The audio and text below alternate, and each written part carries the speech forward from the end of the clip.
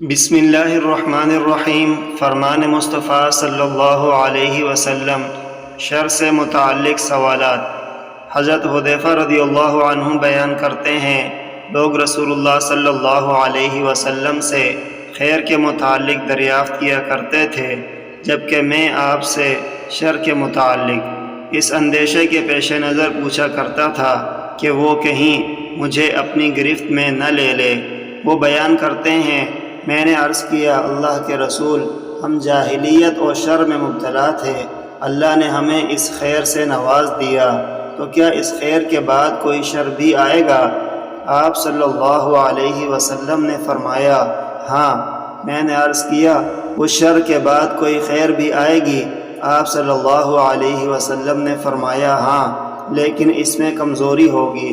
میں نے عرض کیا، اس کی کمزوری کیا ہوگی؟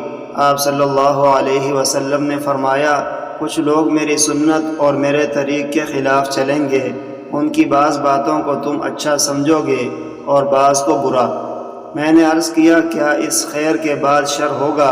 آپ صلی اللہ علیہ وسلم نے فرمایا، ہاں، ابواب جہنم پر دعوت دینے والے ہوں گے، جس نے ان کی دعوت کو قبول کر لیا تو وہ اس کو اس میں پھینک دیں گے۔ میں نے عرض کیا، اللہ کے رسول، ان کا تعارف کرا دیں۔ آپ صلی اللہ علیہ وسلم نے فرمایا، وہ ہمارے ہی قبیلے سے ہوں گے اور وہ ہماری زبان میں کلام کریں گے۔ میں نے عرض کیا، اگر اس زمانے نے مجھے پا لیا تو آپ مجھے کیا حکم فرماتے ہیں؟ آپ صلی اللہ علیہ وسلم نے فرمایا، مسلمانوں کی جماعت اور ان کے امیر کے ساتھ لگ جانا۔ میں نے عرض کیا، اگر ان کی جماعت نہ ہو اور نہ ان کا امام تو پھر کیا کروں؟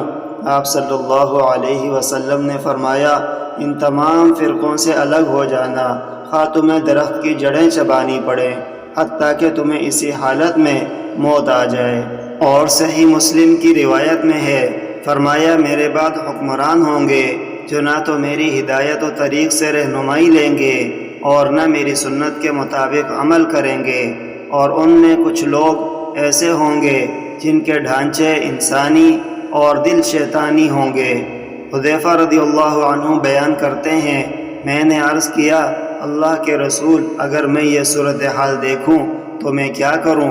آپ صلی اللہ علیہ وسلم نے فرمایا، امیر کی بات سننا اور اس کی اطاعت کرنا، اگرچہ تجھے مارا جائے اور تمہارا مال لے لیا جائے، تم سنو اور